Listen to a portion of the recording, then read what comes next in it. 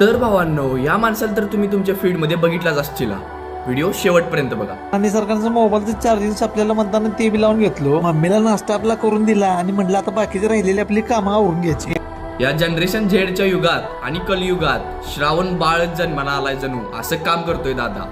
आणि तुम्ही जर लाजत असतील आपल्या स्वतःच्या आई वडिलांची सेवा करायला तर तुमचा काहीच उपयोग नाही. आणि भावांनो, तुम्हा सगळ्यांना एकच सांगणं आहे, जोपर्यंत आई वडील आहेत तोपर्यंत किंमत राखा त्यांची. जर एकदाच त्यांनी सोडून गेली आणि मग तुम्हाला किंमत कळाली तर त्याचा काहीही उपयोग होत नाही. करोडो रुपयाची संपत्ती असली तरी पण तुमचा काय उपयोग नाही जर तुम्ही आपल्या आई वडिलांची सेवा करत नसतील. आणि जर आपलीच आई वडिलांची सेवा करायला तुम्हाला लाज वाटत असेल तर करणार कोण?